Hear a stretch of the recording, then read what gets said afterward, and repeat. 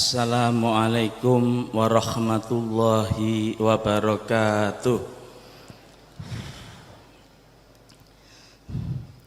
Bismillah, alhamdulillah, wassalatu wassalamu ala rasulillah wa ala alihi wa sahbihi wa mawalah.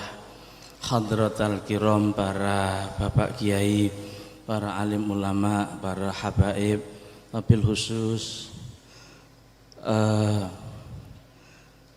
Bapak Kiai Jumali, Bapak Kiai Tamyiz, Bapak Kiai Muslim, dan lain sebagainya, dan juga para ibu nyai yang kami hormati, para panitia, para hadirin hadirat yang kami hormati. Alhamdulillah pada malam hari ini kita dapat berkumpul kembali dalam rangka Haul Mbah Kiai Nuriman yang ke-36. Salawat serta salam selalu kita sanjungkan kehadirat Nabi Agung Muhammad Sallallahu Alaihi Wasallam, keluarganya, para sahabatnya, para tabi'in, dan seluruh pengikutnya sampai hari akhir nanti. Allahumma amin. Semoga kita mendapatkan syafaat Kanjeng Nabi Muhammad Sallallahu Alaihi Wasallam dengan wasilah hal ini, sehingga mendapatkan syafaat di dunia dan akhirat. Allahumma amin.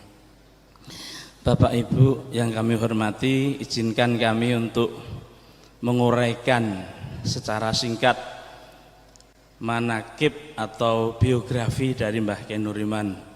Semoga dengan manakib tersebut kita mendapatkan barokah ilmu yang bermanfaat, dapat mengambil ibarat pelajaran dari perjuangan beliau. Bapak-bapak dan ibu-ibu yang kami hormati, kalau kita membaca biografi Mbah Kiai Nuriman, itu kalau kita tarik ke atas, beliau itu nyambung ke Brawijaya V, Raden Fatah, para wali songo yang lainnya seperti Sunan Ampel, Sunan Giri, dan lain sebagainya. Jadi Mbah Kiai Nuriman itu masuk dalam silsilah para ulama, para pejuang di negeri ini. Nah, secara lebih detail, lebih konkret itu, jadi Mbah Kiai Nuriman itu merupakan putra dari Raden Mas Suryaputra yang kelak kemudian menjadi Amangkurat yang keempat atau Sunan Jawi. Jadi saat ayahanda beliau Raden Suryaputra itu berusia muda, di seputar keraton itu terjadi berbagai katakanlah gesekan, hal-hal yang konfliktual gitu, karena politik divide et impera dari kolonial dan juga intervensi yang sangat kuat dari VOC dan lain sebagainya. Kemudian Raden Mas Suryaputra ini dan juga beberapa pangeran yang lainnya keluar dari keraton dan mengembara dari pesantren, dari satu pesantren ke pesantren yang lainnya. Khusus Mbah Kiai Raden Mas Suryaputra ini kemudian sampai di pesantren Gedangan, sebuah daerah yang terletak di sekitar Surabaya dan Sidoarjo sana. Kemudian di sana beliau menyamarkan diri menjadi Muhammad Ihsan, mondok di sebuah pesantren Gedangan yang pengasuhnya adalah Mbah Kiai Abdullah Muhsin. Nah, pesantren ini punya kebiasaan selapanan atau acara pengajian 35 hari sekali. Suatu saat acara itu didatangi oleh Untung Suropati, salah satu dari pahlawan nasional. Nah, Untung Suropati ini kemudian mengenali sosok Raden Mas Suryaputra di acara tersebut. Nah, bagaimana kok bisa mengenali Untung Suropati ini? Jadi Untung Suropati itu kalau dilihat sejarahnya, beliau berasal dari Bali atau Bugis, kan? Ada dua versi ini, kemudian dibawa ke Batavia, kemudian di Batavia menjadi salah satu tokoh gerilyawan yang melakukan perlawanan terhadap kolonial. Suatu saat kemudian nyambung dengan pangeran, dengan pasukan dari pangeran Sultan Agung Tirtayasa. Di suatu saat VOC itu berhasil menawan salah satu putra dari dari Sultan Agung Tirtayasa, Pangeran Purbaya, kemudian titip kepada Untung Suropati istrinya untuk diantarkan ke Surakarta. Nah, karena ada titipan itu, kemudian Untung Suropati dengan pasukannya mengantarkan rombongan dari Sultan Agung Tirtayasa tersebut itu ke Kartosuro. Nah, di Kartosuro kemudian Untung Suropati itu nyambung dengan perjuangan juga lokal dalam rangka melawan kolonialisme itu, bahkan menjadi salah satu panglima yang sangat disegani. Sehingga disitulah kemudian beliau cukup mengenal, cukup akrab dengan wajah Raden Mas Suryaputra ini. Nah, karena cukup mengenal tersebut dan terkejut karena berjumpa di situ, selepas pengajian kemudian memanggil santri yang namanya Muhammad Ihsan tadi. Nah, setelah dialog panjang akhirnya kemudian mengaku bahwa beliau adalah Raden Mas Suryaputra. Kemudian diajak ke rumah, dipanggil dan dinikahkan dengan salah satu dari putri Untung Suropati. Kalau dalam sejarah lisan disebut sebagai Raden Ayu Retno Susilowati. Nah, sehingga nyambung lagi ke Untung Suropati, seorang pahlawan nasional yang kalau kita lihat di arsip-arsip Belanda itu disebut sebagai the most wanted, orang yang paling dicari oleh kolonial karena perlawanannya yang luar biasa. Nah, ini penting untuk diuraikan karena kemudian kita dengan nanti akan melihat sosok Mbah Kyai Nuriman itu sosok yang seperti apa. Nah, setelah menikah kemudian hamilah Raden Ayu Retno Susilowati tersebut. Di sisi lain keberadaan Raden Mas Suryaputra itu kemudian diketahui Keraton Mataram Islam. Nah, karena akan suksesi kemudian beliau dijemput ke pesantren Gedangan. Nah, karena dijemput dan istrinya dalam kondisi hamil, kemudian dititipkan kepada Mbah Kyai Abdullah Muhsin. Nah, titipannya kira-kira begini, Mbah Kyai kalau ini nanti anak ini lahir, kalau laki-laki mohon dinamai dengan Raden Mas Sandiyo. Kalau perempuan maka dipersilahkan Mbah Kyai untuk memberi nama. Nah, ternyata kemudian yang lahir adalah laki-laki. Sebagaimana pesan dari Raden Mas Suryaputra, kemudian diberi nama Raden Mas Sandiyo. Nah, kemudian Mbah Kyai Abdullah Muhsin ini memberi lakop nama lain kan, namanya Nur Iman. Jadi Mbah Kyai Nur Iman itu adalah pemberian nama dari Mbah Kyai Abdullah Muhsin yang dalam konteks keraton itu diberi nama Raden Mas Sandiyo. Nah, kenapa Sandiyo? Itu dari kata sandi. Makanya kalau dalam literatur tasawuf Mbah Kyai itu wali mastur, wali yang tidak begitu dikenal kan. Kalau jenengan buka literatur kan, itu tidak banyak yang mengungkap keberadaan Mbah Kyai Nuriman ya. Tapi menurut sejarah lisan keberadaannya kuat sekali, sangat kuat sekali. Nah, kemudian Raden Mas Suryaputra tadi itu kembali ke keraton dan kemudian diangkat menjadi Amangkurat yang keempat atau Amangkurat Kapapat atau yang disebut dengan Sunan Jawi. Nah, Amangkurat yang keempat itu masih mewarisi itu perlawanan terhadap penjajah tersebut dan juga konflik-konflik internal tersebut. Nah, menjelang berakhirnya atau menjelang wafatnya, beliau ingat bahwa beliau pernah menikahi seseorang dan saat itu dalam kondisi hamil. Nah, karena itulah kemudian diutuslah utusan keraton untuk mendatangi pesantren Gedangan. Di sana sudah ada Mbah Kiai Nuriman atau Raden Mas Sandio yang sudah beranjak dewasa. Utusan keraton matur kepada Mbah Kiai Abdul Muhsin untuk menjemput Mbah Kiai Nuriman ini. Karena dijemput oleh ayahnya, beliau mengiyakan. Kan? Tapi ada syaratnya. Syaratnya apa? Syaratnya adalah beliau akan berangkat sendiri, kan, ke keraton. Nah, karena berangkat sendiri, karena itu kemudian disetujui oleh utusan keraton tersebut. Kemudian berangkatlah beliau ditemani oleh 2 orang muridnya. Wakilan namanya adalah Sanusi dan Tanmisani.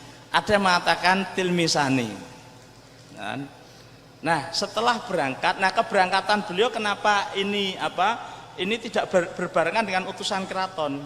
Karena ternyata beliau sebelum ke keraton itu berdakwah dulu di sekitar daerah-daerah yang menuju ke Kartosuro itu, termasuk di Ponorogo, di Pacitan dan sebagainya.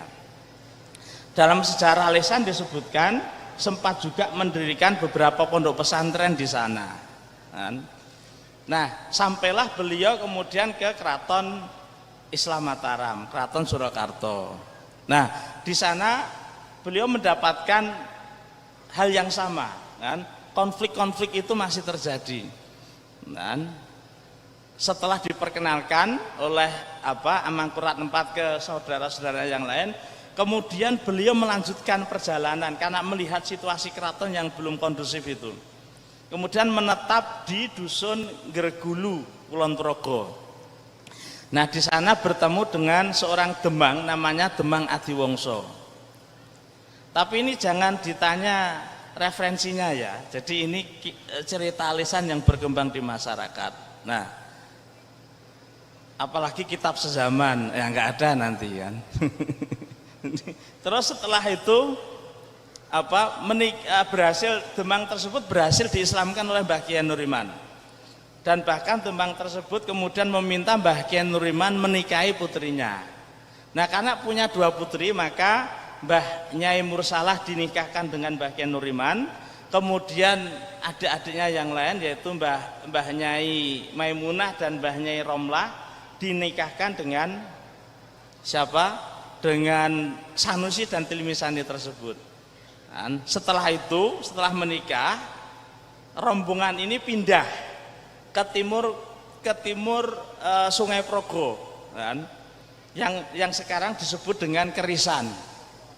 Nah, di sisi lain perseteruan di Keraton Islam Mataram tersebut itu berujung pada Perjanjian Giyanti atau yang dikenal dengan Palihan Nagari. Sebuah perjanjian yang dilakukan di Desa Janti di daerah Karanganyar kalau sekarang. Nah, Perjanjian Giyanti tahun 1755 ini membelah Mataram Islam menjadi 2. Satu, Kasunanan Surakarta Hadiningrat, yang kedua Kasunanan Ngayogyakarta Hadiningrat. Prambanan ke timur itu menjadi wilayah Kasunanan Surakarta Hadiningrat. Prambanan ke barat itu menjadi wilayah Kasultanan Ngayogyakarta Hadiningrat. Nah, di Keraton Yogyakarta kemudian dilantiklah Pangeran Mangkubumi yang kemudian bergelar menjadi yang nanti menjadi HB1. Nah, Pangeran Mangkubumi atau HB1 ini adalah adik dari Mbah Kiai Nuriman, lain ibu. Jadi Mbah Kiai Nuriman itu adalah putra tertua dari istri yang pertama. Nah, beliau ingat punya kakak yang namanya Mbah Kiai Nuriman. Dicarilah kakak tersebut, ketemu di Kerisan. Dipanggil ke keraton. Istilahnya itu istidzan. Jadi minta izin untuk diangkat menjadi Sultan Hamengkubuwono yang pertama, kan? Kemudian Mbah Kiai Nuriman mengizinkan atau memberi restu. Jadi dalam konteks ini berbagi tugas. HB yang pertama itu bertugas di Kesultanan, Mbah Kiai Nuriman itu melanjutkan tugas dakwah, kan? Dan mengembangkan masyarakat. HP1 bergelar sampeyan dalem ingkang sinuwun hamengku ingkang sinuwun senopati ing Alaga Abdurrahman Sayyidin Panatagama hamengku buana ingkang jumeneng kaping sepindah. Itu gelar yang pertama gelar pertama dari Hamengkubuwono yang pertama. Mbah Kyai Nuriman meneruskan tugasnya sebagai seorang dai di masyarakat, sebagai seorang ulama. Nah, karena sudah memberi restu, kemudian HB1 menawarkan kepada Mbah Kyai Nuriman sebuah tanah perdikan. Nah, karena diberi tanah perdikan, kemudian beliau mencari tanah yang dimaksud. Ketemulah Melangi ini. Nah, Melangi ini berasal dari dua kata. Yang pertama, meleng-meleng ambune wangi. Nah, cerita ini berasal dari cerita ketika mencari tanah itu melihat melangi itu bercahaya dan baunya harum. Makanya kemudian diberi nama Melangi.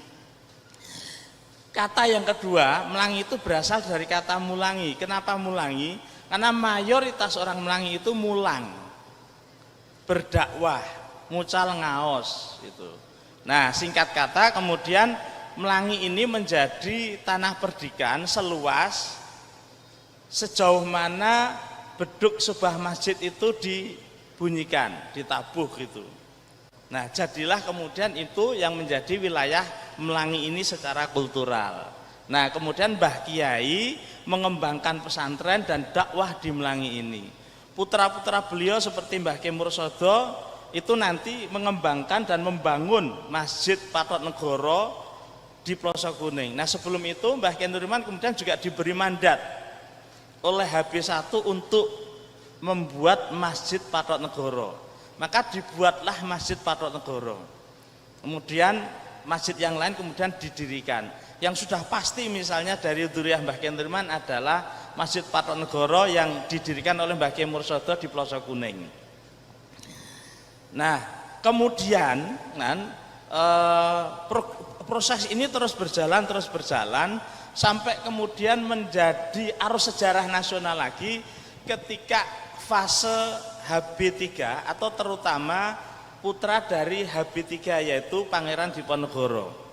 Jadi Pangeran Diponegoro itu sudah dalam babat Diponegoro itu sudah diprediksi ini tokoh yang akan menyusahkan dan menyulitkan kolonial Belanda. Dan betul Pangeran Diponegoro menjadi tokoh perlawanan yang luar biasa. Nah, salah satu basis dari perlawanan itu adalah Melangi.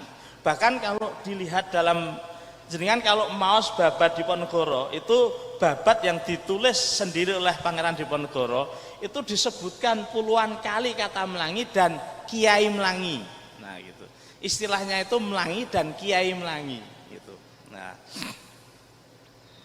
Nah, dan juga Melangi ini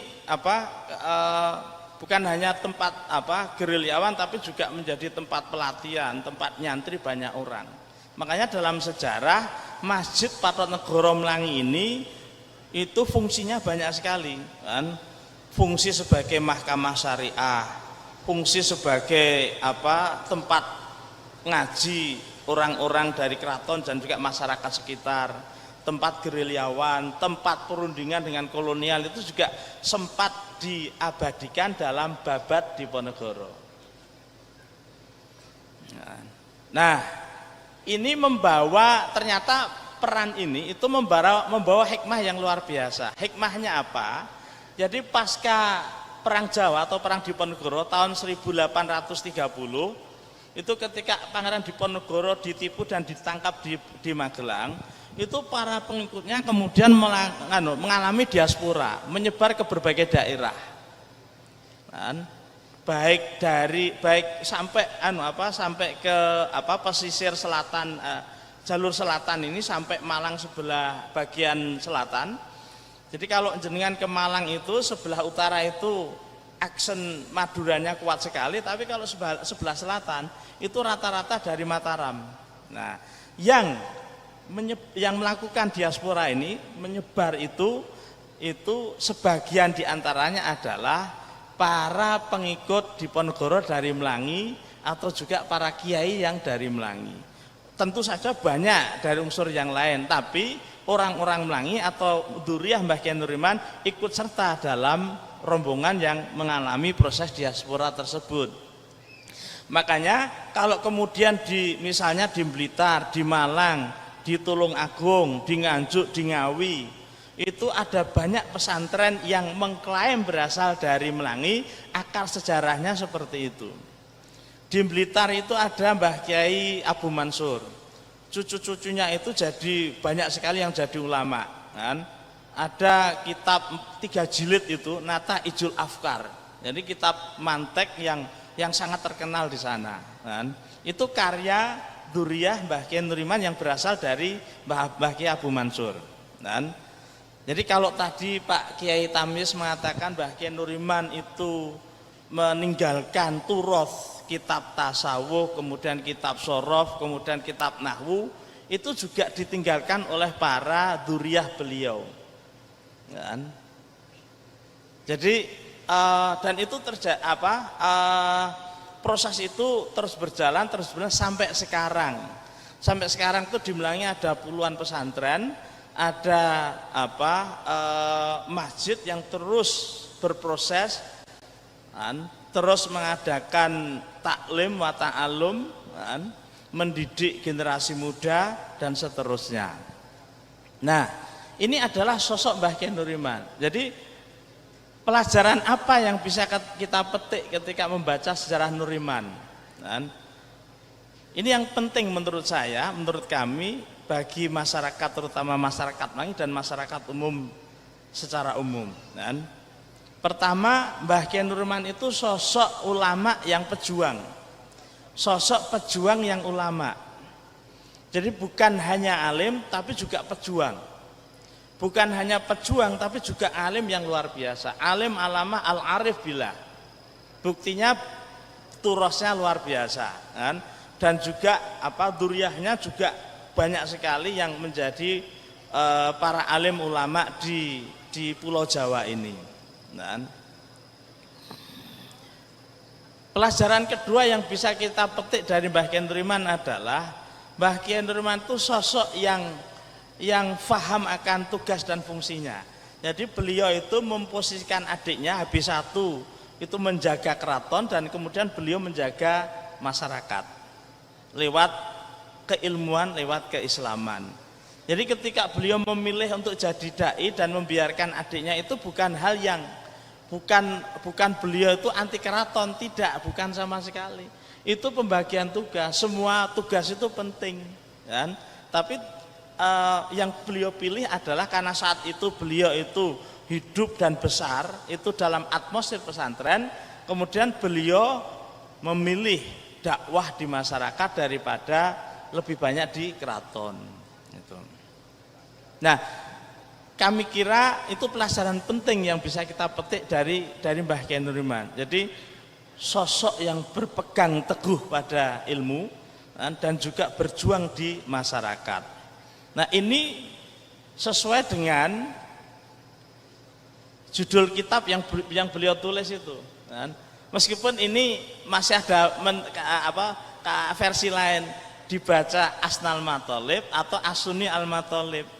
Kalau Asuni itu orang Sunni, kan, yang mencari berbagai capaian itu. Jadi Asuni itu seorang Ahlussunnah wal Jamaah. Jadi peninggalan ideologis beliau itu adalah ideologi Ahlussunnah wal Jamaah. Nah, ideologi Ahlussunnah wal Jamaah itu terdiri dari dua kata. Satu Ahlussunnah, yang kedua Ahlul Jamaah. Ahlussunnah itu berpegang teguh pada thariqatun mardiyatun, jalan yang benar. Ahlul Jamaah itu pasti berjuang, pasti berorganisasi.